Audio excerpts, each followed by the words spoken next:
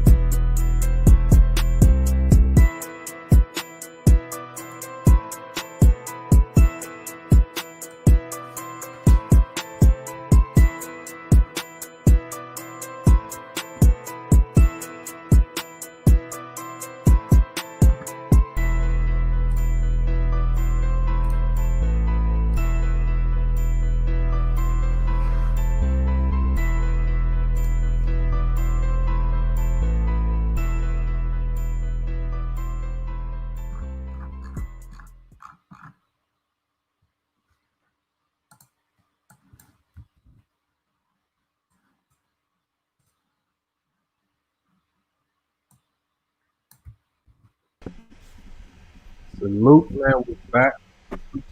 I told you we jumped right back in, man. We got to chop up some of this fantasy sports stuff because I'm tired of getting bopped every time. Hold on, let me put you. You got to echo, Fontaine. I got echo right now. Oh, let me see. I'll just put you on mute till you take it, Erica. You might. Oh no, it's me. Sorry, it's me. My bad. Hold on. I got Jayed in here.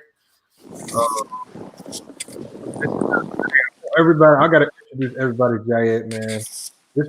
This is even though this man's probably cost me about $30,000 in losses on FanDuel, man. That's good, homie. But nah, Jayed's a good dude, man. We came close last year, but this is how I'm gonna tell you. I'm gonna give y'all a story about FanDuel, man. And Jayed was flipping out over this, man. I forgot what game it was.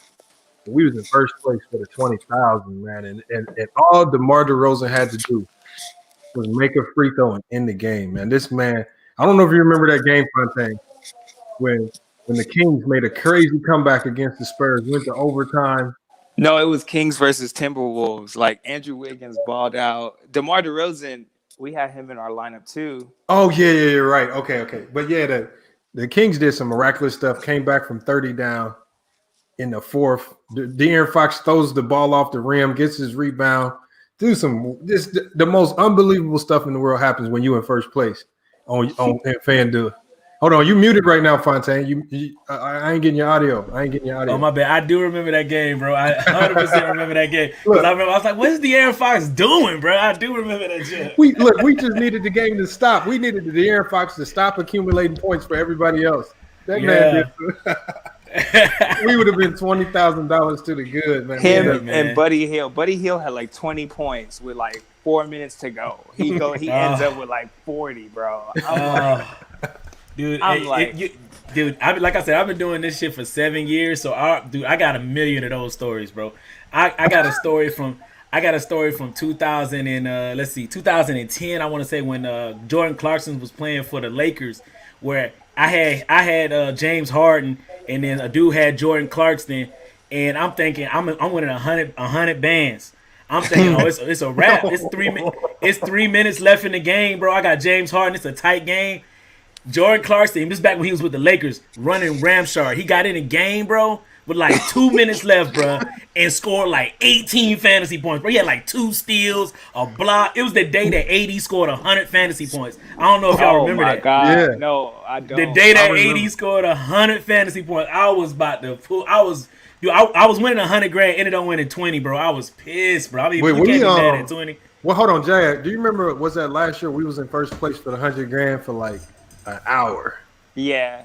And then I'm just like, I don't know. I just stopped looking at it. We won the money. He said, stop looking at it. Stop looking at it. Yeah, you got everybody. If you really do this shit, that's a statement. No, bro, you're jinxing it, bro. Don't even talk about it, bro. Jay, I was at basketball practice. I was like, Jay, stop looking at it. You gonna jinx it. Next thing I know, he called me up with the saddest voice in the world, man. The Aaron Fox, man. Yeah, man. Hey, everybody knows, man. Look, man. I just did. You were talking about DraftKings. I just did a little $20. Look at that little $20. I don't know if you can see that. Yeah. A little $20, little $1 entry. I don't know. You can't really see it. It's on this. Let me make sure see if I can get a little zoom in on it. But it was a $20 single entry, like 20 max entry, and I entered it. You know what I'm saying? 20 lineups for $20, and then I ended up winning first place. I got first place just now on that Chiefs game. Damn. Oh, that's what's up. Hold on. Damn. See, I don't see football with me and Jayed. We both done terrible in football. You can't see it, man. Shit. How much did you bring in off that one? It was like $20. Got me like 140, 150. I wasn't even gonna do a football one, but I just did a little bit of research earlier today, and then I just put one together. But that's what I was saying. It's ways to do it. You know what I'm saying? Like single entries is I only do single entries, and if I do a tournament, if I do a tournament. Well, not but this is what you should be doing. Anybody I tell, you know what I'm saying, if you're doing fantasy, if you want to make this like, all right, I'm trying to make money. I ain't trying to just, if you're doing it for fun, do it for fun. But if you're trying to make money, it's rules that you got to follow. And the first one is never enter a tournament if you're not max entering it.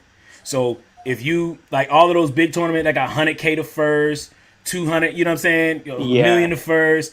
If you're not doing the maximum entries, it's a waste of money. Like the numbers say it's a waste of money. Because you got people that's going to max enter that. You got like maybe 200-300 people that's going to max enter those bets, 150 lineups each.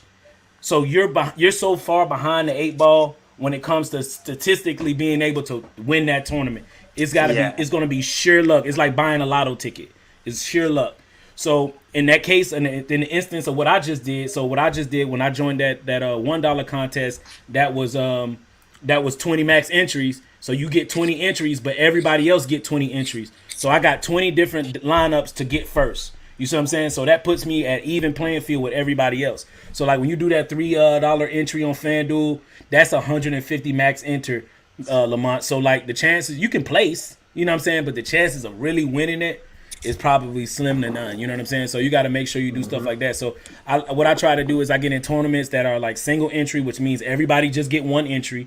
And then you know what I'm saying, or you get in winner take alls, which everybody still get one entry, that type of stuff too. So I mean, but it's little things we're gonna talk about as the time goes on. But we can get into what you want to get in. They pushed that Philadelphia game back. You are right, because the tournament where I won 9,000, it was I think it was a 3 lineup max entry. You can only enter like 2 or 3 lineups. Yeah. So when you limit people's ability, when you limit and it was only like, I want to say, and it was only like 10,000 people in that tournament or something. So like it really, like you really had to lock in the chances of somebody lucking up and falling on the right lineup, because the score that I had in that entry that won the 9,000, it wasn't even the top score today. If you look at some of them bigger contests, right, the highest score was far higher. Like if I'd have put that same lineup in another contest, it wouldn't have won me no money. Well, so you are right. Like your best chances of really winning big money is to get into them smaller contests. Your max payout might not be as much, but it increases your chances of you have actually a way winning. bigger chance. especially if you really study what's going on for the day. So hold on, let me introduce who we got here. For the people who didn't see the live stream earlier, okay, you said the Philly game is canceled. All right. For the people who didn't see the live stream earlier, we got Fontaines 5 DFS in Sportsbook. Make sure y'all go check out his channel. The name of his channel is going to be on the screen. He got a lot of information about playing daily fantasy sports, whether it's DraftKings or FanDuel. So y'all go check out his channel. Go subscribe, man, because I'm definitely planning to have him on here, at least once a week to chop it up. My thing is just the strategy. Like, it's so many different strategies. Like, it's hard. Like, you want to go to his page for the daily updates. For me, I just like to help y'all with the strategy because me and Jayed, we always, like, every day, like, we'll call each other up, like, what's the strategy for the day? Like, what are we really looking at? What position do you need to emphasize? So what we're gonna do is we're gonna build one lineup now, but when the stream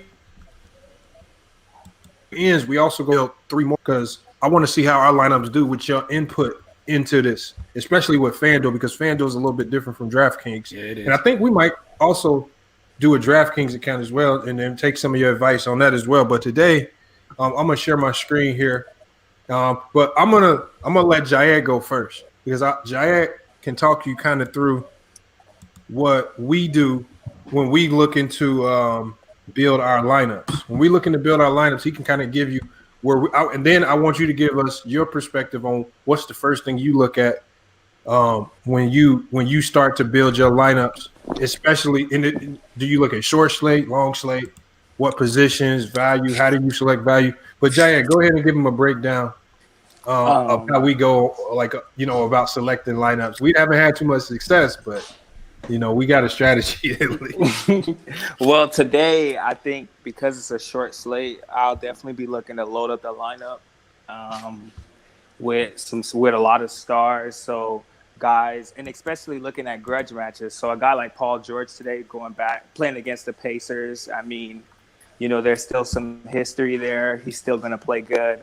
The Donovan Mitchell versus Jamal Murray matchup, I think that's going to be another good one. And even Jokic and Gobert, those are things that I'm looking at today when I'm thinking about my lineups. And those are players that I'll probably lock in a lot of lineups. And then look for, even though the Sixers game isn't happening anymore, but a guy like Dwight Howard was going to be a high quality value pick down at 4,400, but he's not playing today. So, that's going to change up a little bit of my tactic, but on a short slate, I'm definitely looking to load up the lineup. If that's kind of what you was asking about, right? Yeah, just like the strat, like, because we normally like Fontaine, and I'm gonna let you go real quick. We that's how we come up with like our strategy before we like work on a lineup together or we doing it individually. Like, we look at like where can we find value, hopefully. But again, the way we look at value might be different from what you look at as value. Because I know you told me yesterday, you said Jeremy Grant was a lock, where we were looking at Tobias Harris, and we kept saying Tobias Harris was a lock, and he shitted on us. And that was literally yesterday. I had the winning lineup. Like, yesterday, I literally had everybody, but I had Tobias Harris instead of Jeremy Grant. I had everybody: Derrick Rose, Devontae Graham. I literally had the winning lineup, and I had a Cantor, and literally had I had Jeremy Grant in my lineup, it would have been I'd have won it all. So yeah. What do you think about today's lineups, Fontaine? All right, so for me, what I'm saying, what I do is I have a bit, that's what I run my business off of. I've come up with my own business model when it comes to input, output, and the numbers. So every day when I wake up, probably around 2 or 3 in the morning, I get all the information. I feed it in from a feeder site, and I feed it into my model is what I have. And the model that I have is the first thing is going to base the first place I look is off of the total. So it's gonna I got the Vegas odds, the over under, the spread, all of that stuff. So today, the highest total left on this slate is the New Orleans Pelicans and the Sacramento Kings. The Philadelphia would have been one of the highest totals too, but of course that game is lost. So for you said a prime point last time when we was on. You were talking about usage. So usage is great. Mm-hmm. It's a great place to start, but of the usage, you want to look at the games that are going to have the most points scored. So points equals fantasy. So shots taken, shots missed, shots, actual shots is going to lead to blocks, turnovers. So the more a game is slated to go high total, that means that's going to have a much more offense, much more chance for that usage that you was talking about. So that's the first place that I look. I look for those. I look at those games and see, okay, what players are in good spots in the game, that in the Pelicans Sacramento Kings game tonight, because it's the highest total on the slate. Then after I find out those players specifically, I pick them out of those high usage games. That lets me know where I want to attack. So on a slate like today, you said it's a small slate. So if you do something like, all right, okay, I'm gonna straight up ignore the lowest game, which is the Denver Nuggets and the Utah Jazz. That's slated the lowest. So let's say I'm a straight up ignore it, and the only players I'll pick from that game are absolute usage hogs and players that are in good spots. So if it's a cheap player that you can't move off of, for instance, the Dwight Howard pick that you were talking about, or if it's a player that got crazy 30% usage in a spot where they're going to really need him, a Jokic in that spot. So I would only pick Jokic from that game, and the rest of my lineup will be built around the game that's going to have the highest total of points and the pace.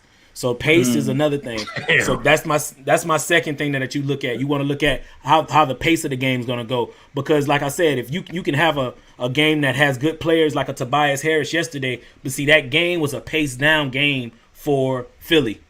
So the fact that Philly was going to be in a pace down, that means they're going to have less possessions, less turnovers, less shots. So you don't want to pick a player. You can pick a player in the spot that has a slow pace, but you want to pick the player that's going to have the most usage. You see what I'm saying? And I'm going to stop you right there real quick, Fontaine, because if we would have took that ideology yesterday, we would have never fell in love with Tobias Harris. Right. Mm-hmm. And that's where we go wrong, because me and him, especially over the last year, we've been real high on usage, but I don't think we really put too much emphasis on pace and overall like score of the game. And that like you said, that's normally a Vegas odd. That's something that usually people heavy into Vegas really look at. So man, if y'all in here in the chat, make sure that's a real important aspect, because if you look at some of the days that we had our best games, Jay, it was usually with games that win the overtime, games with high pace, high scoring, and we loaded up on those players. Like the day that I was in first place for the 100,000, I loaded up on a game where I think it was the Bulls versus Hawks. It might have went into like triple overtime or something ridiculous, but I had all of those players, Bulls, Hawks players, loaded in around a few other guys that I thought had high usage. That was one of my better days. So you are 100% right, but you're not going to win every night like that. But I think consistency on that model will get you money. The numbers are going to, more time than not, there's going to, the numbers are going to pan out. So that's the thing you have to know about fantasy. If either you're doing it for fun, like I said earlier, either you're doing it for fun and it's just like, all right, I'm watching the game, I'm going to put a lineup in. If I win, I win. But if you're doing this for monetary value and you want to actually win or double your money every time, the closer you stay to the numbers, the more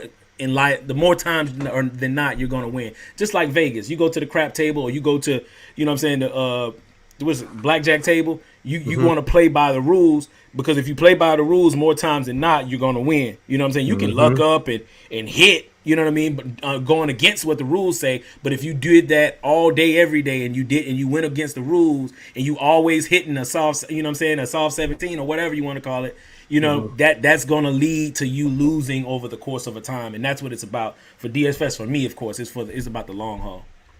All right, so hold on. We're going to go ahead and get to this lineup, because I was looking at the lineups. We got 34 minutes to get to these lineups. So we're going to go ahead and knock one lineup out. We might just do two live. We might do two live. It's 8 o'clock Eastern time is when the lineup. Yeah, they start in an hour and 34 minutes. No, it's 30 minutes. An hour. No, you got an hour and 34. We can talk. No, we got 30 minutes. No, I'm looking at the lineup. I see the. Sure? Hell, it changed. I'm tripping. This is an hour. What's up with you, man? The Philly game is done. Okay, good. All right, we're gonna do one lineup. So what we're gonna do is, that Philly game changed the time. Yeah, changed the time. Okay, so what we're gonna do is we're gonna do one lineup here, and then when the stream ends, we're gonna stay on with Jayed and Fontaine. We're gonna do the other three But I wanted people to get an idea, and then after we do this lineup, I want to get Jair's opinion on, is this something that we normally would do? But like looking at the slate today, because you said so what game you said has the highest pace of the day? The New Orleans and Sacramento. The New Orleans Sacramento is the highest total and pace left of the day. I mean, it wasn't the highest of the day, but it was. But I mean, now it is. Yeah, if the team are playing now. And then you said the Utah-Denver game's slowest pace. Right. But Jokic has the highest usage. I'm assuming everybody playing today. Right, correct. How do you feel about that Indiana Clipper game? I feel like that game is could go slow pace or fast pace. I think it's going to be a slow pace. I think it's definitely going to be a slower pace game because both teams, they run a lot of pick and roll, go through a lot of like the shot clock. Because I watch both teams play. I live in Indiana, so I watch the Pacers play, and it's a lot of post ups, trying to like get Sabonis the ball, that type of thing. I mean, and both teams aren't really too sloppy. I don't see it getting an up and down game. So I do think that's a good idea to look at the New Orleans and Sacramento game because Sacramento gives up like 120 in the past like 4 games. And New Orleans known to play fast. So, yeah, I agree at looking at those games as some of the marquee games to build. New Orleans actually this year, New Orleans, that's also something that you have to take into account. See, a lot of people when they play fantasy, in their minds they get like caught up on the team's overall history. Like when I say Phoenix Suns, you automatically think fast. When I say the Rockets, you think fast, lots of pace. But that's why I was telling you that the numbers. See, New Orleans this year they got new coaching. So Van Gundy, they have one of the slowest pace teams this year. That's why Brandon Ingram, go look at his stats this year. Brandon Ingram ain't putting up the same stats that he was putting up last year, far as points per minute. He's playing more minutes, so the stat line can look a little better and it'll look like he's doing more, but he's playing more minutes. You see what I'm saying? Last year he wasn't playing as much and he was still doing that same damage. So that's just something that you have to look at as well. Like the Pelicans are playing really slow, really, really slow. I agree. I mean, Lamont, that was even like when I was telling you, like, you don't even see those full court lobs that like Lonzo was throwing to Zion. We were talking about that yesterday. Yeah. You don't see none of that stuff. You see more so a lot of ball movement, a lot of like NBA type of offense as opposed to that fast, open gym type of. I mean, that's just from the eye test. So now that you're telling me that, it's making perfect sense. So I agree with you. And see, that's where and like I said, me and Jair do this a lot. Like last year, we had this philosophy. At least I did sometimes, where teams that played against Miami last year, like, don't pick bigs or don't pick guards against Miami because that defense just slows you down. You're not going to have effective days. And we had certain teams like bigs against Portland destroyed them, or there were other teams where I think there was another team where I think it was Brooklyn last year. Pick bigs against Brooklyn because for whatever reason they go bananas, at least fantasy-wise. I think it changes. I think it can change within the season, too, not just on a season-by-season basis. It can change after the All-Star break. Like Brooklyn right now, I don't think teams should fall in love with Brooklyn not being a very good defensive team. I think that's going to change towards the latter part of the year. I think they can be a great defensive team. I think they just got to get used to playing with each other. So I think that philosophy, thinking like that, just always being aware that how teams play can change is another good thing you can implement into your strategy, so you don't fall in love with certain. That's a perfect statement, Lamont. You can literally apply that to this slate. This year, Rudy Gobert is not the defensive player of the year that he's always been. So today, you know what I'm saying, your average person who just plays fantasy and just in their mind they think, oh, today is a good day to skip out on Joker, because out of all the games, this is going to be the game where he doesn't get his value or he doesn't go for 70. Well, the numbers don't say that because Rudy Gobert has been playing horrible this year. And then especially if you look at the way Joker's going to give it to him. He's going to give you his fantasy via assists. They're literally running the whole off. Like, Joker is the point guard. That's why Jamal Murray's not getting off. Yeah. The whole offense is around him. and that's a disadvantage for Gobert because he's not used to playing at the perimeter. You know what I mean? That's just basketball knowledge. So on a slate like today, Joker because everybody's going to be avoiding that game. Everybody's, not everybody, but a large number of people are going to avoid that game because of the pace, because of all of the things. Rudy Gobert, defensive prowess, historically, all of that stuff is going to lead to a lower ownership than it should be on Joker. I was going to heavily go Joker. Like, people were going to go Dwight. If I could fit Dwight in, I was going to go him, but I was going Joker 100% because of that. So now people might venture off and might be getting Joker because, like I said, the slate's done and now it's no Dwight. So people are going to be like, all right, I'm going to fill that center spot with the best available player. But you can go ahead, man. You can get into what you need to. Go ahead. I got one more question.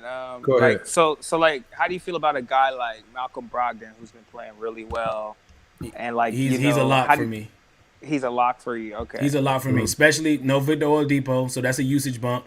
I got this thing. Well, I got this thing I use called Court IQ, where I can plug in all of the players that are actively going to be on the court for a team, and then it kicks out all of the minutes that those teams the players that are going to be playing together have logged together on the court specifically. So I'll give you Indiana's usage with Turner and Victor Oladipo off the court this season because those are the two people that are going to be off the court tonight.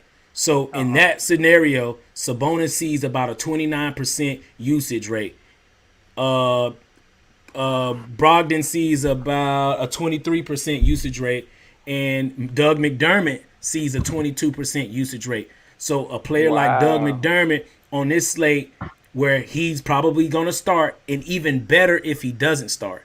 See, because if he starts, that means he's on the court with the rest of the starters. That means he sees about a 22% usage. But if he doesn't start, but Doug McDermott tonight, let me see, that goes up to 29% usage with a 30. He receives a 37 fantasy points per 36 minutes in that scenario. Jeez. So a Doug McDermott. That's a crazy stat that you. That's insane. That's an insane little calculator that you got over there. But see, look, that's what I wanted to do next because before we go into picking this lineup, really locking guys in, I wanted to go through position by position because I like the way you broke that down right there, especially with Brogdon. Because yesterday I was talking to Jayed and I was immediately confident, no hesitation. I was like, "We got to lock Canner. Canner's a lock. Like the usage is going to be through the roof." With his ability to collect, like they might not win, but he just has a knack for collecting fantasy points, whether it's offensive rebounds, regular rebounds, points. Even yesterday he had 5 blocks, which made it even better. And he's not a defensive player, but he was a great addition. And I mean, anything under 6,000 for him is a steal. They're probably going to give him a big bump until Nurkic comes back. So I don't expect him to be that cheap, but I felt he was a lock. Like, we're going to go through each position. I know you said Brogdon was a lock, but, I mean, obviously you're going to have some people who play massive amounts of lineups. Like, if Brogdon is a lock, who do you pair with Brogdon? Because you still got to fill out your roster with other guys, which we know we all have experienced it. If even if Brogdon goes crazy, if you don't have the Mike Conleys or the other guards right next to him, whoever you select, you don't have the right combination, it ain't going to work. Like, I love Brogdon today, even though I can see how that would scare some people with that price. Who do you see would be a good player to pair with a guy like Brogdon? What do you mean pair? When you say pair, I mean, because like what I mean, but like, because on FanDuel you got 2 point guards, 2 shooting guards, I see small forwards. So I'm saying I don't even know if that's the right way to look at it, but we always think, who's that other point guard? Like, should we go cheap, or should you base it off of your strategy where you're just looking at who has the most usage based on how they're going to be used, along with pace and along with total score? So should we just dump that in the trash, that philosophy of trying to get value at certain positions, and just go with usage? I like value. The thing about value is you want to find your value at positions where it's very weak. So, for instance, I'll give you an example. So on today's slate, let me pull everything up. So on today's slate, we got Sabonis, we had Embiid, but we got Sabonis, we got Jokic, we got Rudy Gobert. So we got Turner. You got salvageable. Well, not Turner. He's out. Turner's out. You have Holmes. You have pretty decent big men. So you don't want to like find your value with positions that are on the floor and on the table to get 70, to get 60. Because if you can find value, let's say I find a Roby tonight, or you play a guy like Roby, and let's say just for keepsake, Roby was 3,000, and he goes out and gets you 27. That's great for $3,000. Yeah. But if Joker goes out and get 78 at that position, that value no longer becomes a factor. That is fact. I've had those nights. I don't know why we haven't even thought of that concept, but that's 100%, because that's exactly what happened to us probably all this week. When you get on the slate, because I know your mindset, because you play fantasy. So those days when you're like, dang it, man, this $5,000 player, but I don't really want him, but he's the best available. That's the position you find your value at. Because the high man at shooting guard that day only gonna be about 28, because you can see it based on the fact that there's no good people available. So if you go out and find that $3,000 player that gets you 17, when the highest is gonna be 28, now you can spend up at your other positions. So, based on what you said, the power forward position, at least because with FanDuel you can't interchange the power forward center spot, so we're stuck. The power forward spot, we got Sabonis and Zion. Especially with Zion in that game where we know he has high usage, fast pace, high scoring. Right. This is not the position. And then we got Sabonis, who has increased usage. No Turner next to him. We have to. Those so based are on positions what you're saying, you have to get your 5-6x.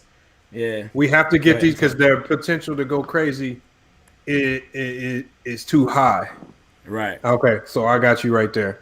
So the power forward spot, based on what you said, it's already locked in. We gotta go with Sabonis and Zion, because there's no benefit in going down, especially when you look at what's below him. Bagley's not worth it. Baisley, definitely not worth it.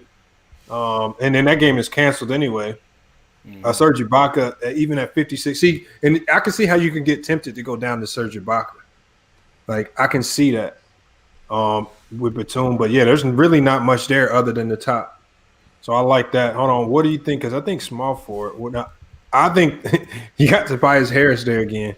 I put Tobias Harris on my ban list. He's banned for about a month. I don't know if I can pick him again. Hey, last year? Hey, you know who last year? Hold on. Who was the most upsetting fantasy player for you last year? I'm going to tell you who ours was. We completely banned him for a whole year. Hold on. Last year, I'm trying to think. Last year, who was the most? Probably Marcus Smart. Was it Marcus Smart? Nah. Mike Conley. Mike Conley Jr. Oh yeah, it was Mike Conley.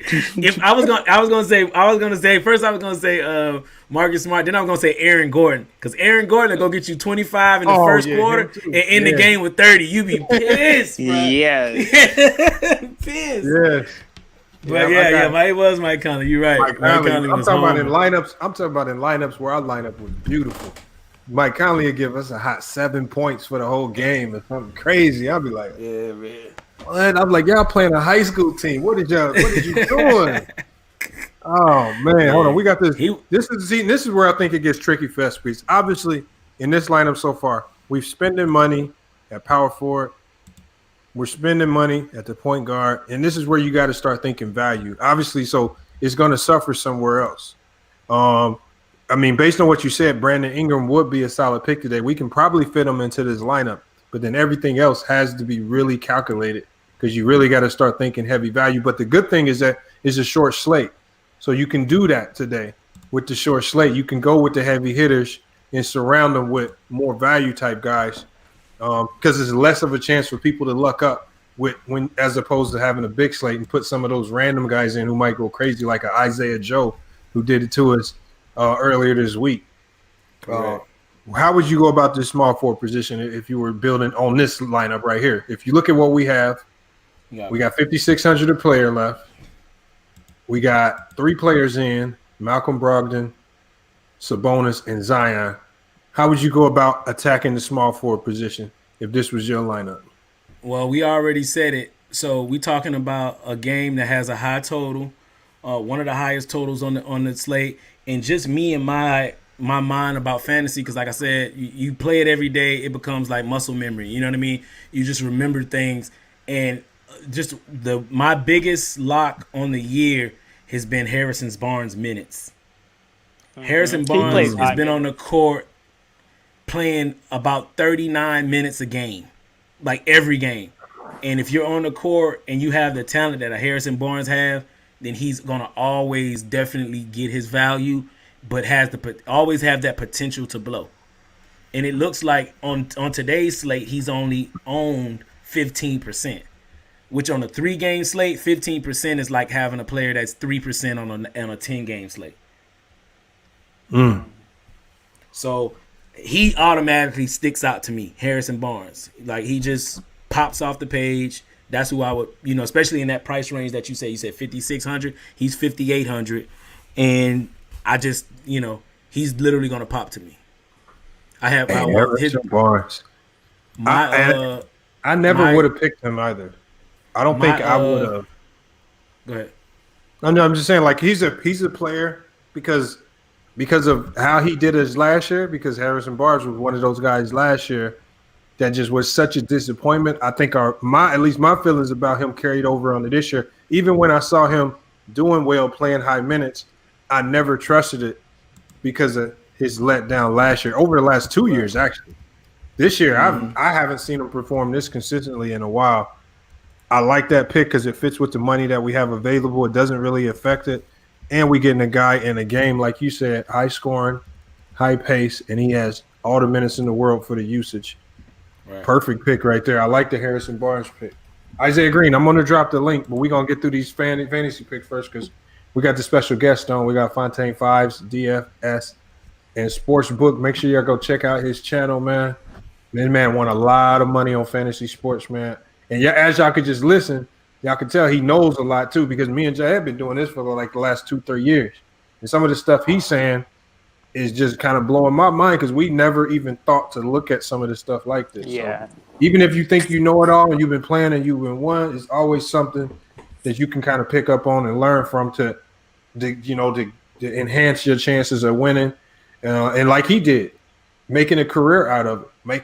People make careers out of it if you take it that seriously. So if you're one of those people in the chat, man, make sure you just tune in and take notes. But he got Harrison Barnes up next. Now, if you look at our lineup now, because this is, I think, where me and Jayed go wrong, and I'm going to let Jayed go on this too. But Jayed, like, where do you think we go wrong? Like, from this point forward, because usually our first 5 players, we're usually pretty dead on with. Where do you think we normally go wrong from this point forward? I think we usually go wrong probably looking to play up in the shooting guard position as opposed to, like, lock in the power forward position. Or maybe even sorry, I'm looking. Keep scrolling. Can you scroll down a little bit more? Or even trying to go just on the lineup. Oh, okay. Or even trying to lock in that center position and go like cheap or something on that. Mm-hmm. I don't know. I think not taking into consideration like the pace, that kind of like changed up my mind a lot more as far as my thinking.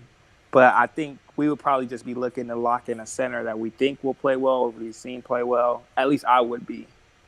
And going from there, or looking for a cheap value pick so that we could get our lineup together. Do you guys find do you guys have a source that gives you ownership?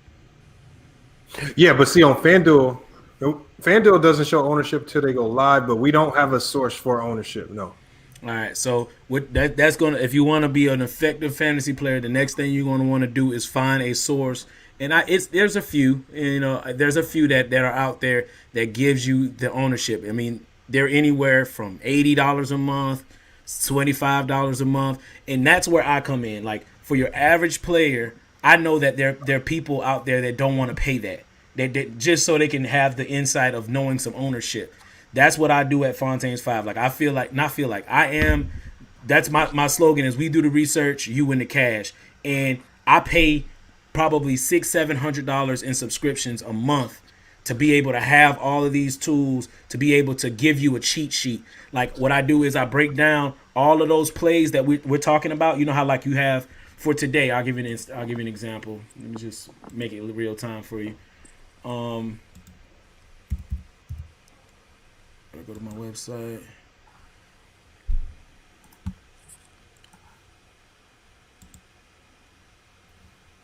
I know empty space is bad. My bad. Give me a second. All right. So what I do is I break down all of those players that we just talked about. Like some of them is what we talked about. Some of them we haven't talked about. But what I do is I break it down and I give you a cheat sheet that has about 25 players and their ownerships. And these players are going to be stud players that are in different price ranges. So I have today's the stud players in $8K above $8,000 or above. Well, let's do FanDuel because that's DraftKings. So for $8,000 or above, stud players, Nikola Jokic, 30% ownership coming in at 30%. Sabonis, 45% ownership. Kawhi Leonard, 50% ownership. Malcolm Brogdon, 35% ownership. Paul George, 40% ownership. Mid-range top plays, Zion Williamson, 38% ownership. De'Aaron Fox, 46% ownership. Jamal Murray, 30% ownership. And Nickeil Alexander-Walker, 18% ownership. Then I got plays under 5K. Drew Bledsoe, 22% ownership. Monty Morris, 10% ownership. JaMychal Green, 10% ownership. Brogdon, 21% ownership. Marcus Morris, 11% ownership. Luke Kennard, 3,700, 3% ownership. Doug McDermott, from that I was telling you about. Doug McDermott's a good play, 18% ownership. And what that does is it allows you to, when you have your lineup filled out the way it's filled out right now, it allows you to go in here and say, okay, what players do I need that isn't going to be highly owned? Where are they in a good spot? So let's see. Right now we're looking for a salary saver, correct? So we're gonna go down to the value plays. We got Luke Kennard, we got Doug McDermott, we got Marcus Morris, we got Brogdon. Of all of those players that are in great spots that are under that price range that we're looking to save in, I would then look at those players and then I would apply those things that I was telling you that we talked about earlier, which is okay, who's in a higher pace game, who has good usage, who's looking like a play that can be, you know, all of the things that we talked about, and then I look at their percentage of ownership. So automatically in my mind while I'm talking to you, Doug McDermott pops out at power forward. I don't know, is he only power forward eligible? We have all our power forwards, don't we? No, we need we have our power forwards. I mean, we got Zion. Now again, I think Zion is one of those. But Doug McDermott, they got him at power forward on FanDuel. Yeah, so I thought it was a small forward, but see, I was thinking. I mean, obviously, I love Zion. I don't know. Let's keep. I like what we got. Those are great locks. Okay, cool. So in this lineup, we can't go with Doug McDermott. A guy that I'm big on. A guy that I'm big on, and I know just from watching the Pacers play, and then we're talking about. Well, we're not talking. But I know they're going to play him a lot is Justin Holiday, especially with and I think that he does really well. He's a decent value pick today at that price as far as any other like small forward, and that can do in the range of like a Harrison Barnes and everybody else. Right. Or even the only like thing that scares me with that game is Indiana's total. So not the game total, but Indiana's total. They only have Indiana getting 104 points. Okay. So of that 104 points, we're gonna look at Brogdon's a great play. He's gonna score about 30 of them. Sabonis is a great play. He'll score another 27 of them. Mm-hmm. You know what I mean? So now we're looking at even if he's gonna play, how much is he gonna provide based on the fact that his total for this game is so low. Yeah, you know that would be my only thing reservation about him because I do like him. I think based on watching and understanding, I do like him. But that's when you're going with what you like or what you think or what basketball tells you because you do have a basketball mind and we watch the game. But then what does the number say? You know what I mean? In that same spot, Monty Morris. Have you looked at him? I think he's only point guard eligible though. That's the thing. Yeah, I haven't looked at Monty Morris. Yeah. He's only point guard eligible. Yeah, this is gonna be a tough one, especially that losing that game. We lost a lot of Yeah, leeway. But I would go, SGA. He's 5,000. He's in that range that is low owned. Have y'all looked at him? Do we have a shooting guard? But even with SGA on FanDuel is kind of expensive. He's not cheap on FanDuel. No, I didn't mean SGA. I meant Neil Alexander Walker. I'm sorry. Oh no, well, he's cheap. how do you feel about him? I mean, this was my questions with him. He did good the game that Eric Bledsoe didn't play.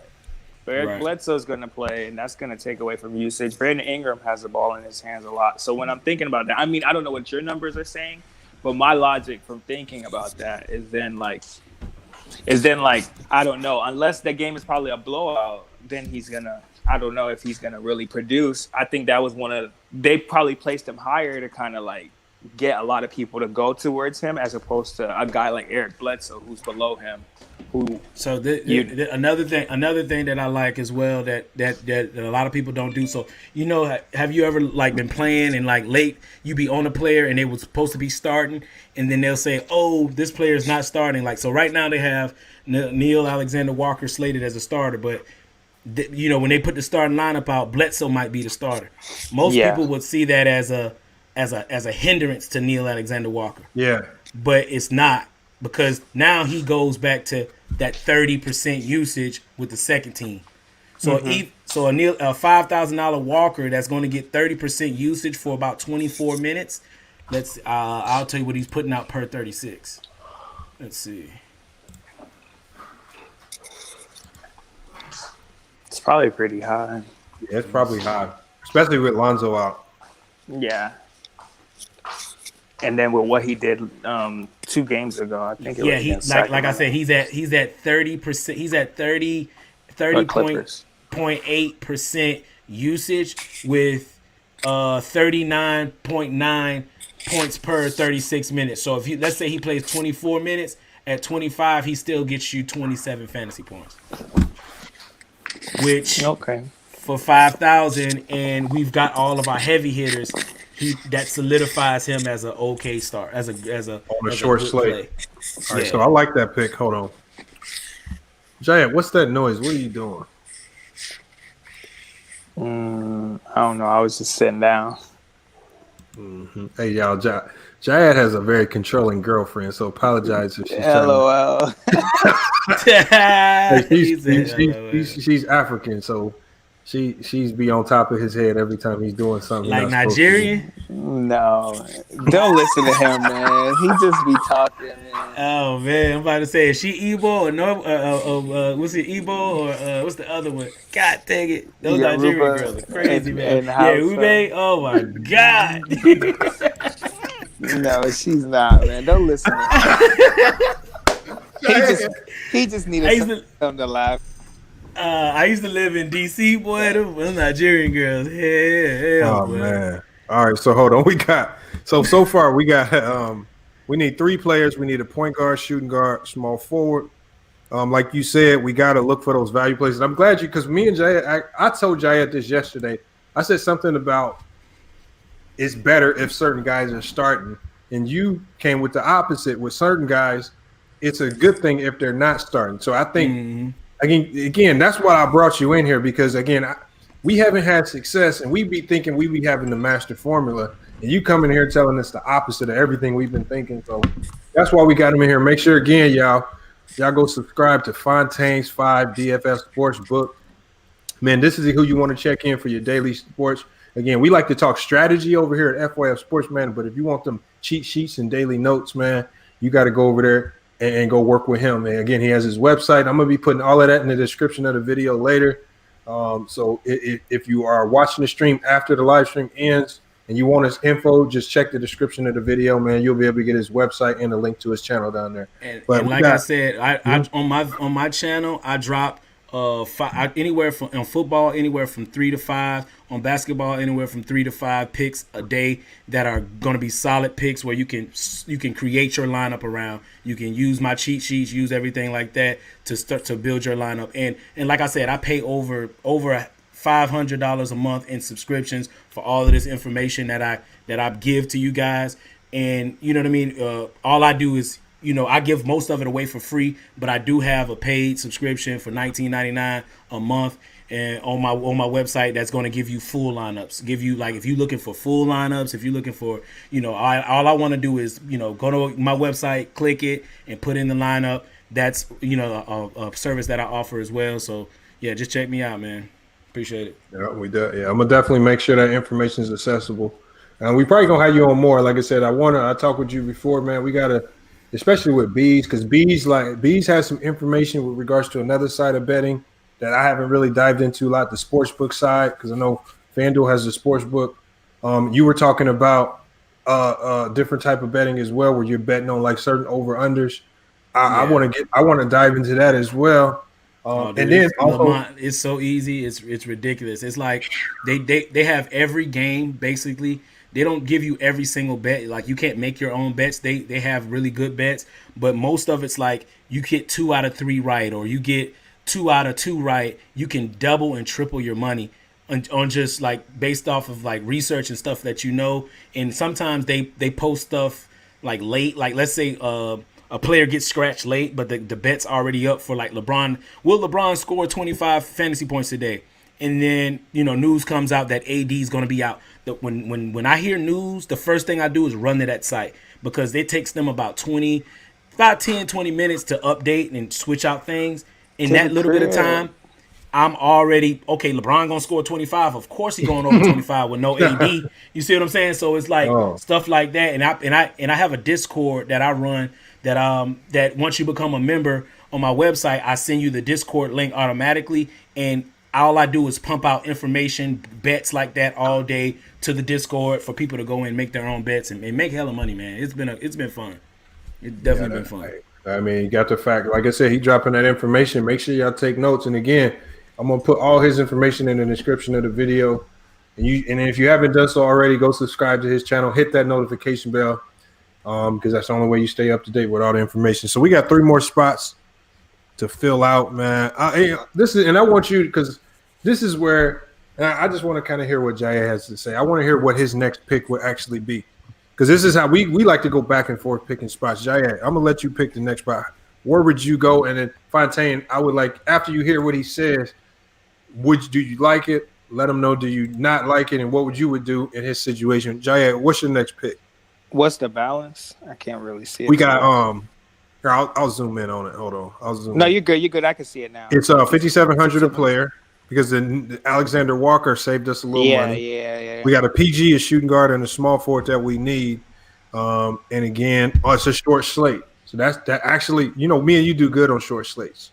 So yeah. Well, I would go up, and I would I might spend up. Let me see the next 3 positions that are available. We got point guard, shooting guard, and small forward. That's all. We got a center spot. We got a center spot too. Okay, well, I'll play up, and I will get De'Aaron Fox at point guard. That's not a bad pick. Fontaine, 5. How do you feel about that pick? Do you think makes it too unbalanced, or like what do you think about that selection right there? I think De'Aaron Fox is a great play on this slate. At this point, it's about that feel of what you think. You know what I mean? It's gonna be because I got the numbers. You know what I'm saying? I got somebody that I'm looking at, but I don't know if that person might go out here and kill it, or he might go out here and screw me over. Hold on, who are you looking at?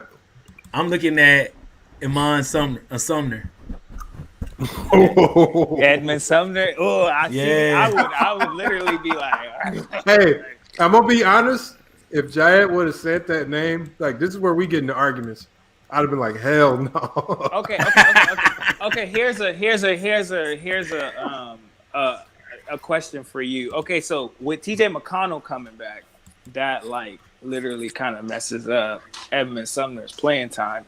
And you got Baby Holiday, which is little Aaron Holiday at the shooting guard position. So do you ever take those in? Do you take those into consideration? Or for sure. You know what I mean? For sure. I mean, let's see. I wasn't sure. I thought Is he starting? It said he was a game time decision on not Holiday on McConnell. Is he back? Yeah, McConnell's back. He came back Okay. from his personal. He played the last game. He actually had a good game last game. So. Okay, well, so yeah, then he's. I guess you're right. He's off of my radar. Like I was just looking at him. Okay. Yeah, in that spot, I wouldn't pick him. Let me shout out a Cash App donation. Salute to Bees, man, in the Cash App with the big time donation, man. Appreciate that, man. Again, if you guys want to donate to the channel, man, don't hesitate. $$ FYF Sports, man. To support the channel, or just smash the like button. That goes a long way. Same thing with Fontaine, man. Just smashing the like button, subscribing can go a long way to help these channels. For sure. Yeah. Let's see. Yeah, you know what? And he said Sumner. How you feel about Sumner, Jayed? Edmund Sumner? Yeah. I like him if there's literally all the point guards are out. And he gets the burn. I didn't know McConnell was back, but you know what though? I'm gonna tell you about these picks with Sumner. These be the picks that be in the winning lineup, and me and Jayed to look at each other and be like, "What made this dude pick Sumner?" Yeah. Like we'd be looking at some of these lineups, like, why would you look to pick Sumner? And like, how did that's when the conspiracy theory when you lose. We saying FanDuel cheating and they putting in fake lineups. And stuff. We get all into that because we mad because we lost. He's laughing. I'm laughing hard because listen, bro. Oh my god, bro. This football season, bro. Me and my boy literally watch them cheat. Like, see, let me tell you the difference in football and basketball. See, basketball they can't control it as much as they control football. You know why? Yes. Because the touchdowns weigh so much in football. So when you got Derrick Henry and he done rush for 160 yards and he on the goal line and they throw the damn touchdown to the backup fullback, it's easy to think conspiracy theory. You know what I'm saying? Like they're trying to fuck me, but I don't know, man. It's just funny. It's just funny as hell to watch other people go through your same agony, man. Because I had those same problems. Yeah, we went through all types of ups and downs, man. It just, but it's fun at the end. Like I told people when I first started doing these FanDuel videos, man. It's actually a really good way to research basketball. So when you're watching these games, you can tell, like, me and him know for a while, like, this is one of the reasons why I can tell people Lonzo Ball is a good player. Because I can see what he does fantasy-wise. He does a lot on the court that nobody really gives him credit for. They just look at the basket scored. But I can, on the flip side, I can look at I'm gonna think of a player. Tim Hardaway Jr. No, I'm a player. I'm gonna tell you his name. Like Terrence Ross. Like a lot of people might say Terrence Ross is a great player. He put up 25 points this game. But if I'm looking at him like fantasy-wise, the man really don't do anything else but score buckets. Which all he does is shoot. If he's not shooting, he's not giving you nothing else on the court. No defense, no nothing. It's just like when you play FanDuel, you really got to research what the player's actually doing on the court. So, I mean, again, if you're just trying to be better at the debates, or if you're really trying to win some money on fantasy sports, man, it's just a good way to educate yourself on these players while winning. I see it. Well, I'm sorry, Lamont. I didn't even. No, go ahead. We've been talking. I didn't. What's your name, my man? I didn't even. Oh, Jayed. Jayed. Nice. Yeah. I see an avenue with this De'Aaron Fox. I like. Let's make that pick, and then let's see if we get down the same avenue I'm seeing. All right, hold on. Let's see. So we got. Hold on. I thought I had De'Aaron Fox in here, so let me get him in. Where's he at? At the top. I'll put the money at like okay, let's look at him. So that put the money at. The money's still not bad. Yeah, 523. I knew it would be like that. All right. So what was you thinking with the De'Aaron Fox pick? Who, me? The De'Aaron Fox pick leads us right now down back a path down to my initial thought, which was attack the Sacramento New Orleans game. Yeah, you were saying that, and so understanding our financial, I'm gonna make the pick, and I'm gonna see if it's in line with what you was thinking, because again, I want you to get an idea of how we think. Because if we were in this situation, because for me and Jayed, it always comes down to the last two players. This is what we bomb the most. I'm not even gonna lie. We always bomb on the last two. Man. Honestly, looking at looking at what we have, if You it got was 3 me, more, right? if it was me, yeah. If it was me, and this might sound crazy,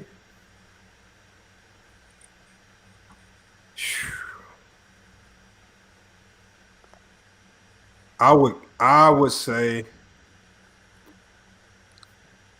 Tyrese Halliburton at the shooting guard spot. I like that personally. I mean, that might take down from the money, but it does take a little bit from the money. But that's what I would say. Now I don't know if How that's much what is Halliburton? He on here he's 5,800 at the shooting guard. Yeah. Let's see. I'm gonna give you the.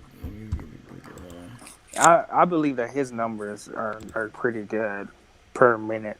Ether in the chat, you are right. I think De'Aaron Fox is underpriced today at the 7,300 on FanDuel. I think that's a low price for De'Aaron Fox. He's in a pace down spot. Like everybody in New Orleans side is in a pace up spot. You see the difference? Yeah. Everybody. So you want to pick players that see De'Aaron Fox. What he does is, he does good, but he does that when he's playing against teams that are faster than them, and when he's the fastest team. See, now he's playing against a team that's slower, way slow, the slowest in the league, bottom 4, slowest in the league, slower than him. So what De'Aaron Fox is averaging, 46 fantasy points? Let's drop that average by 4 or 5 points. You see what I'm saying? Mm-hmm. So in that case, then you would analyze, okay, are there any point guards out there around that price that can give you better value, better bang for your buck? Oh, okay. I can see why they pay. They put his. That's why you price him down. So I said Halliburton, and I know you said you saw an angle that you was trying to get towards. Was that the direction you was looking towards, or did you see something else? I think. Have you looked at Jordan Clarkson? Speaking of the devil, who fucked me over. No, actually, there was a couple. I don't know if it was like 3 or 4 games ago where I actually was heavy on him, and he went crazy for me.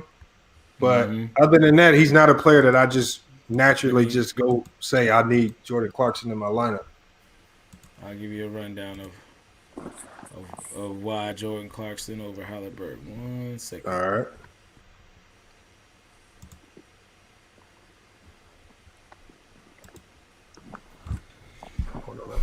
But he's gonna torch Alexander Walker and Bledsoe. I hope so. I mean, that's the thinking though. Like we always look at these individual matchups. Like Fox is like this player's gonna torch this guy, but when you play in FanDuel, there's so many other factors, and like the biggest thing is pace and the style of play and usage. All of that changes with different lineups, and then there's certain things you can't control. Like especially with bigs, you can't control foul trouble. You can't control when a player gets ejected. Like, it's just like so many unknowns that go into this. That's what makes football even harder, man. Yeah. Like, football, I feel like it's just a numbers game. Like, whoever can enter the most lineups and give yourself the most chances. I mean, you were saying that about basketball, but I feel like football is. Like, no, that's fantasy in general. You know what I mean? But football, it's extremely heavily, yeah, it's extremely. More money, more you win. The people that win huge are playing huge tournaments. That's why they win a lot. So they do things like enter $1,000 tournaments, where it's not that many people where you can afford to miss a pick.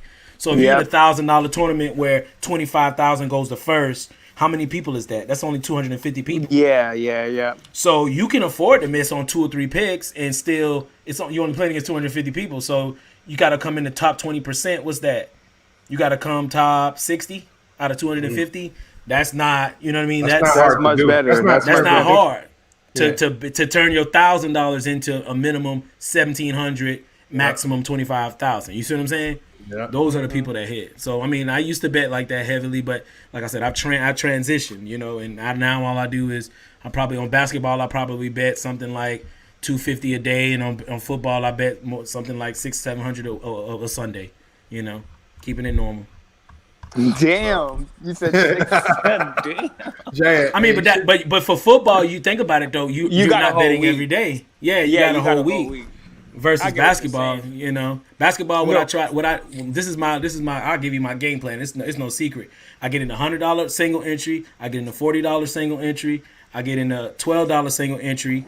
I get in 2 winner take alls, so a $20, $500 the first. That's like 29 people. Then I get in a $20, $175 the first. That's like 10 people. So all I gotta do is beat those. So even if my big ones don't win, 9 times out of 10 I win my winner take all. So I cover. Yeah. I cover. And I used to do 50-50s, but it's a slow grind. Like 50-50s is for people that are just, want to play it for fun, or they're absolutely committed to just betting a certain number every day. And I kind of let the slate dictate how I bet too. So like those days where I bet 200, I'm feeling good about my lineup. I don't just bet $200 if I'm like, man, I don't know where I'm gonna go, or I can't, pick up this person, that person, and I want to get this person, but I ain't too comfortable, but I'm gonna go ahead and get this person anyway. Those will be the days I bet like 100 or I bet 50. You know what I mean? Okay. You just got to be smart about how you do it. All right, so you said Jordan Clarkson. What was the numbers you had on Jordan Clarkson that I can't find it for some reason? It's not. I'm trying to find him back in my model, but it's not kicking him out. Did I exit him out on accident? Let's see. And I see 308 people in the chat, man. We got 133 likes, man. Make sure y'all smash the like button. Smash that like button, please. I'm trying to see my bill here.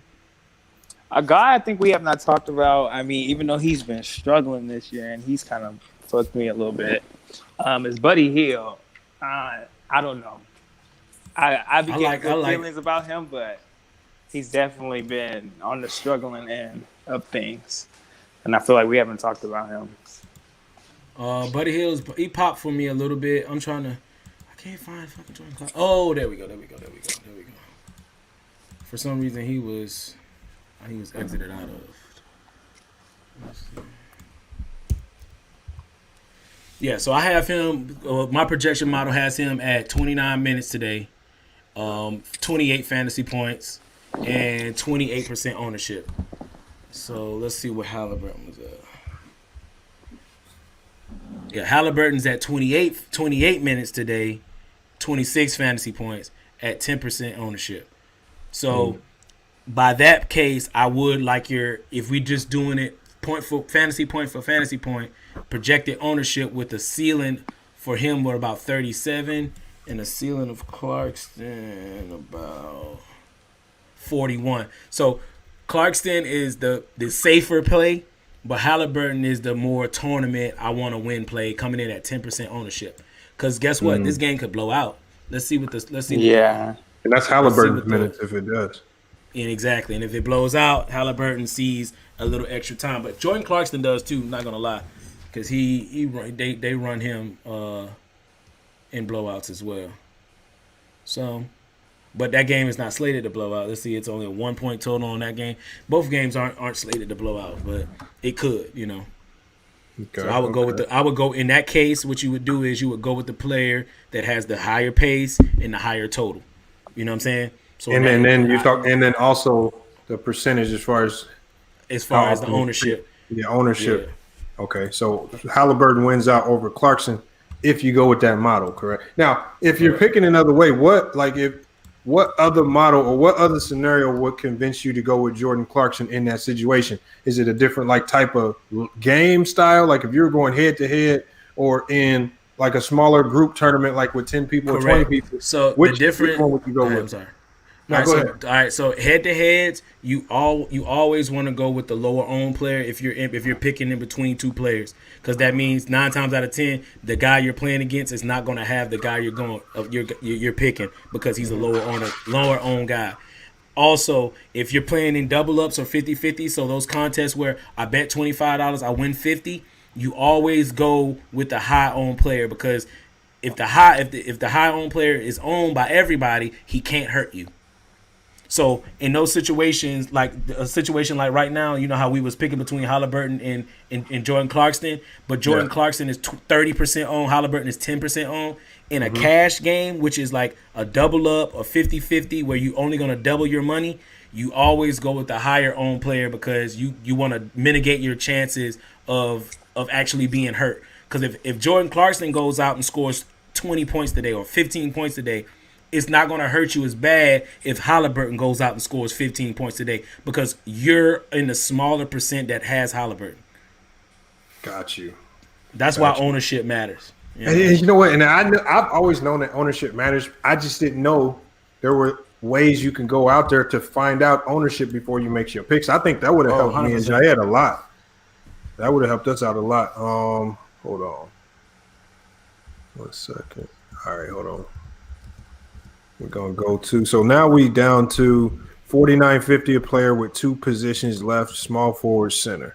And this is where it gets to crunch time right here because we really got to lock in on players who can not let us down, even though you're picking in that price range of players who generally let you down or don't give you big numbers. Right. Jayed, would you got anything for center or small forward? Center or small forward? Yeah, because we got 3 Sacramento players already, 2 Pacers, and we got 2 New Orleans players. Center position, no. I mean, I'm not high on really any center. I think that's going to be coming up to y'all. I mean, really and truly, like he said already, I done had Jokic torch me this year too many times where he's gotten over 70 and my center got 28, and that messed up the whole day.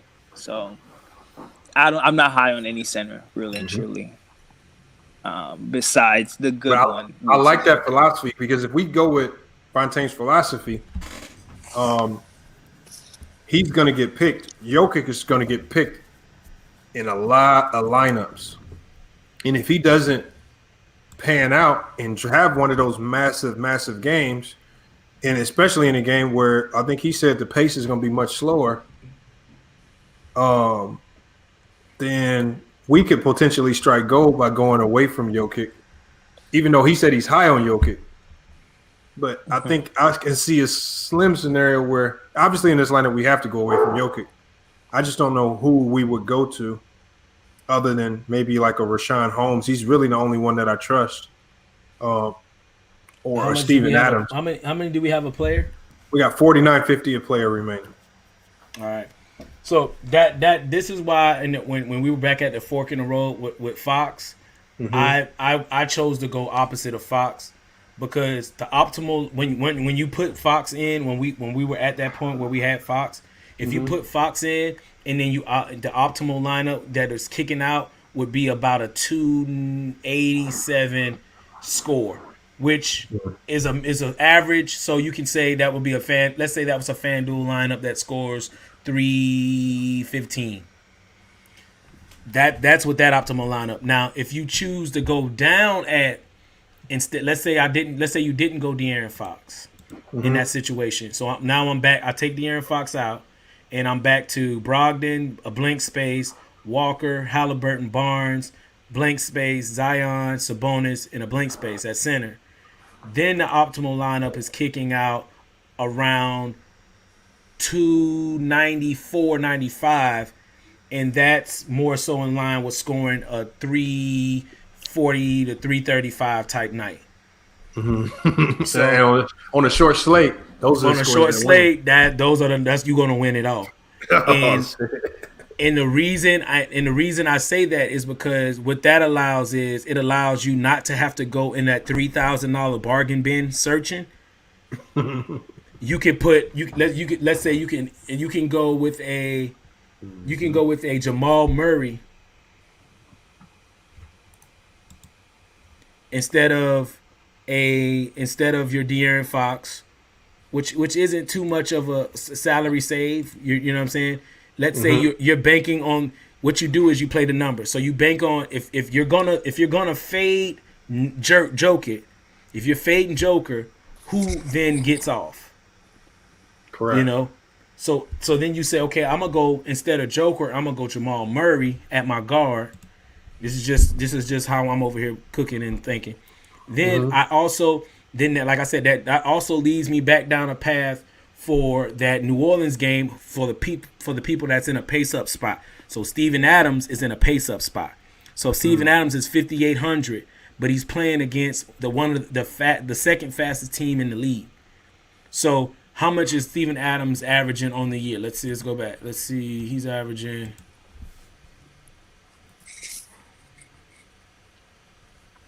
I'll give it to you. 9.9 points a game. 8 rebounds. 2 assists. 1 steal and a little less than 1 block. All right. So but I like what you're saying. Look when they play OKC. Would that be considered a pace-up game for him? I don't know what. Let me see. I got to find out OKC's pace. That's something I'll have to. It's on the screen because he went off fantasy-wise. If you look over here. I don't want to. You know what I mean? It's. Let me look up their pace just so we're not just throwing things out there. I'm gonna look up their pace and see.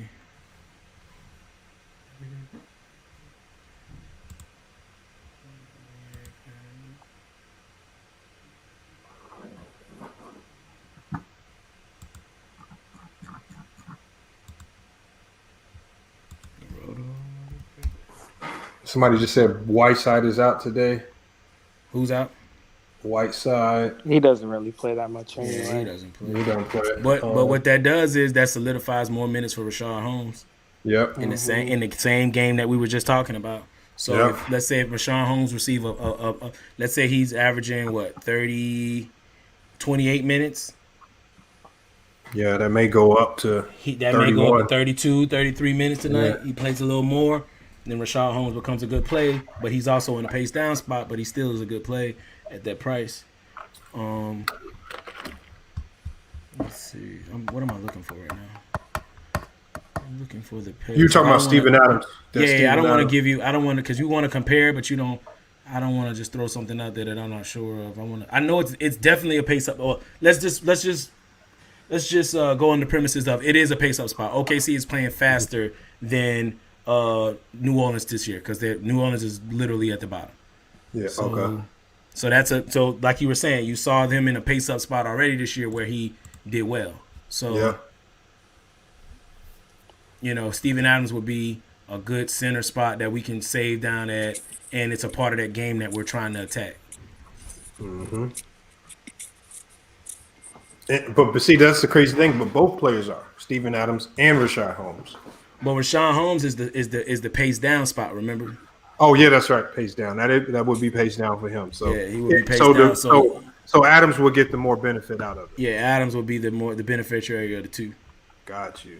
Sorry, let's help me. Let's play that angle. I know Jayad on his account right now taking all types of notes, man, trying to finesse over there. That's why he all quiet. Nah, I'm just listening. I actually got a parlay that I wanted to share with you guys too. If you want, if you're able to play FanDuel in your or any kind of sports book in your area, or if you're on Bovada or any gambling site that allows you to put in 2-game parlays, I got a 2-game parlay that allows you to bet straight up. The Clippers, take the Clippers money line, and Denver Nuggets. If you can buy a point, and take the Denver Nuggets +3. They have the Denver Nuggets losing this game against the Jazz, and I don't see it. Especially if they're giving them 3 points. I think it's going to be a close game. I think let's see what they have right now. I'm going to pull it up right here so it's right in front of me, so I'm reading it live to you. On most gambling sites, let's say the one I'm looking at, they have Utah -2.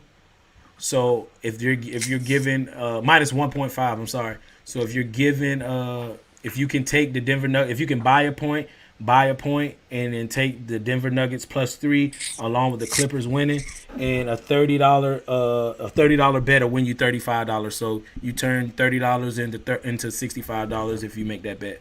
That's a bet that I'm gonna sit on tonight and tell you that you can go ahead and make that bet. I'm sorry, Brother Mike, go ahead. No, that was, like I said, that was good information because like people like in here like Bees is more into the sports book type of betting. He does a lot of that. That's a solid one, Bees. Yeah. So back to this lineup right here.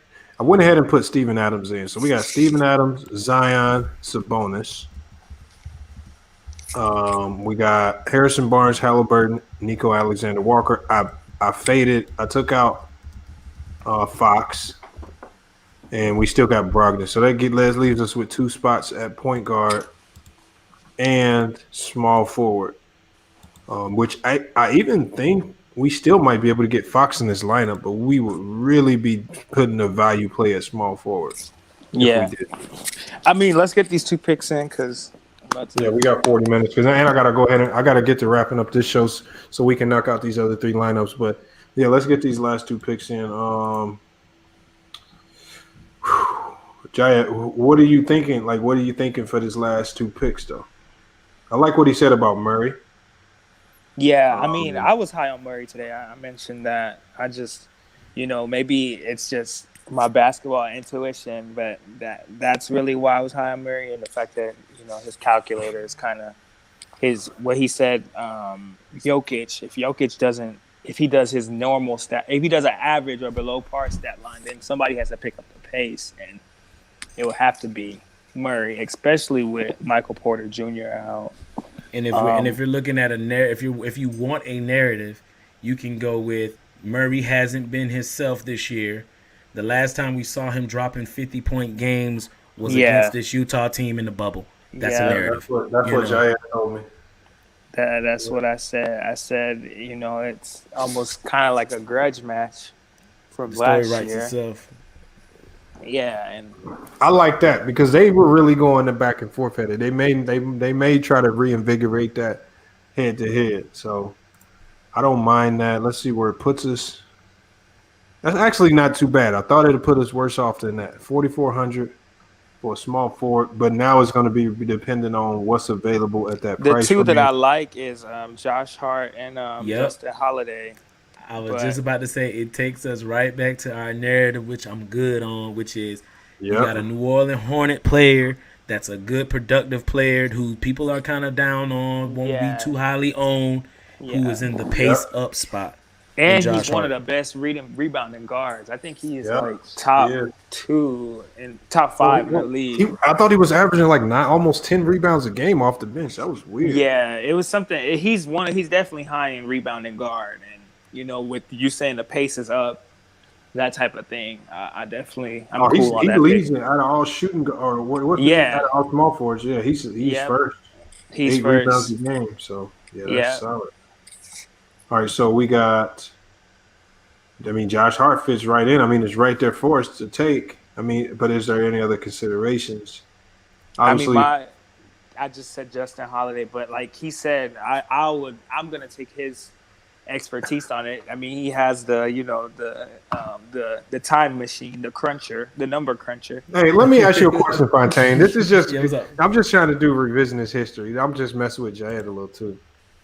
Yesterday, I don't know if you played NBA yesterday, in that Portland Hawks matchup. How do you feel about Harry Giles? Harry Giles. Let me tell you, Harry Giles was a great play yesterday. He was like all of the numbers said that he should have been a great play yesterday. Did you watch the game?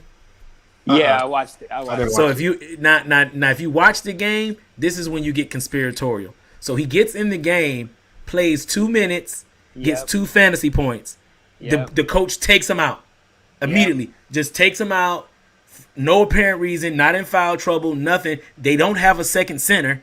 He's literally their second center.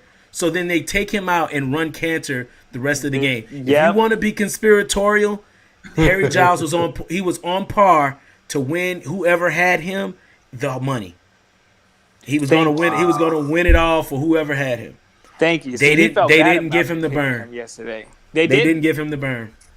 Dang. Which I don't know why. And as I say, if you want to get conspiratorial, you can definitely be like, they fucking, the people who wanted to win yesterday, you weren't on the side. Like, you know how they say when I don't know, Bees will know this. When you say you weren't on Vegas' side, like, long as you're on Vegas' side, you good. Like, if Vegas stands to win money because if the Chiefs win, then you're good. If Vegas stand to lose money if the Chiefs win, then you're bad. It's kind of like that situation. Like, for the powers that be, they didn't have Harry Giles last night. And if Harry Giles go for 30, it loses them money. So then they take him out or they don't play him or they, put it like this. I don't know if you remember. You remember I think this was last season. You remember when Jimmy Butler didn't have any remnants of an injury. They didn't say anything was wrong with Jimmy Butler. Nothing. Jimmy Butler in the first quarter dropped I think he had 25 fantasy points or something like that. Then at halftime they say, "Oh, Jimmy Butler's shoulder is done. Yeah. He's hurting." They took him out of the second. They took him out in the second quarter. He didn't play the whole second quarter. They took him into halftime, and then he came out of halftime and he was dunking. You don't remember that? I remember. I was like, "Yo, you got to be kidding me!" But see, I had that Jimmy Butler. That was in the bubble, wasn't it? It was definitely in the bubble. It wasn't a playoff game. It wasn't a playoff game, but it was in the bubble. I remember that because I remember seeing him on the sideline. Yeah, I remember that. I remember that. So, I mean, like I said, if you want to get conspiratorial, which I try not to get because that'll drive you crazy, you know what I'm saying? Just thinking about that all day and just being like, oh, somebody cheat me, it drives you mad. But, some cases it's kind of, it's easy to see. It's easy to see. But I went ahead and locked it in, man. I locked in the lineup.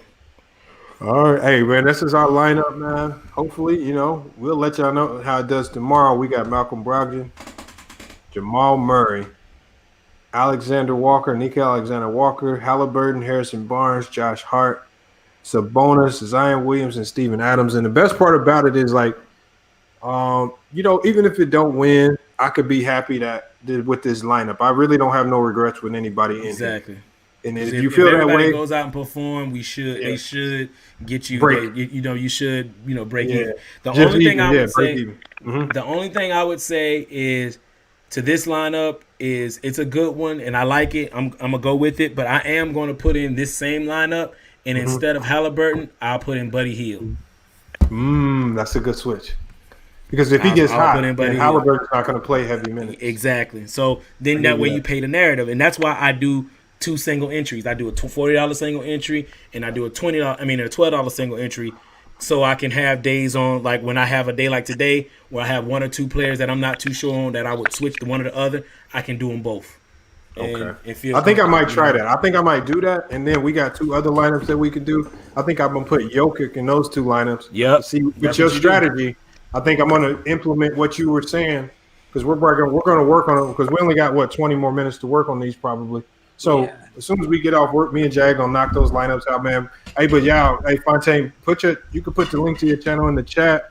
But I'll have it in the description of the video, man. Make sure y'all see the name of his channel on the screen.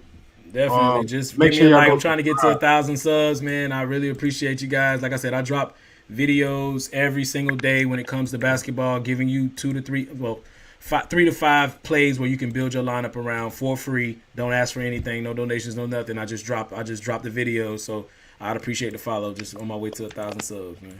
Yes, sir. Hey, we're gonna help him get there. But hey, like I said, I'm gonna have him back on hopefully next week. Like I said, I'm gonna talk to Bees. I'm gonna talk to even Jaed. Man, we got to get together and at least do this once a week because I think it's just sometimes it's good to just kind of sit back and laugh and look at some of your lineups, man. Talk about some of the conspiracy theories you had going on and what went wrong with your lineup, what went right.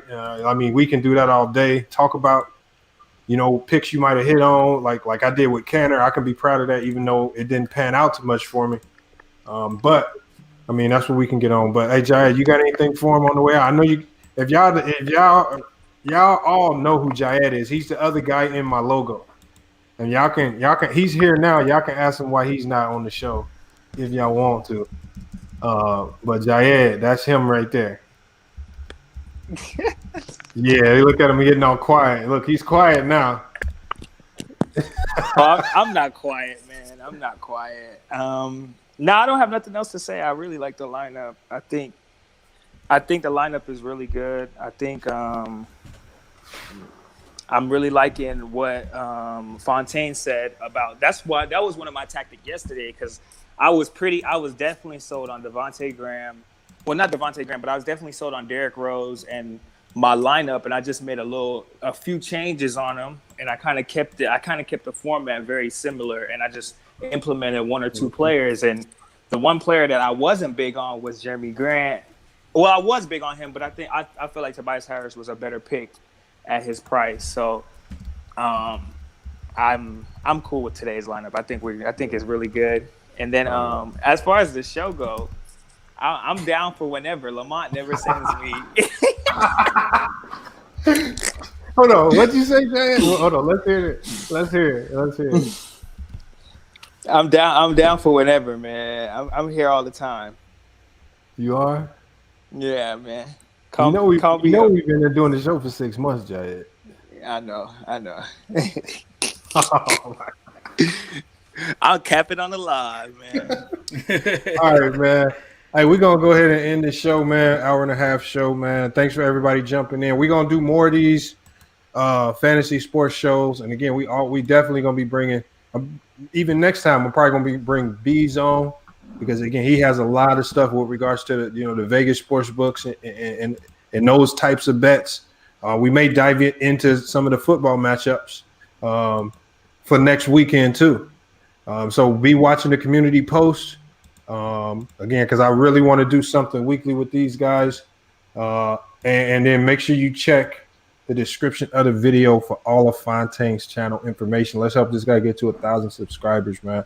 But salute to everybody for jumping in the chat, man. We're going to be back tomorrow with another live stream, probably some podcast videos as well. Hey, but it's FYF Sports. And make sure you, Jayad, stay in the chat even when the video ends. YouTube Fontaine. But everybody else, we're going to catch y'all tomorrow. It's FYF Sports, man, and we out.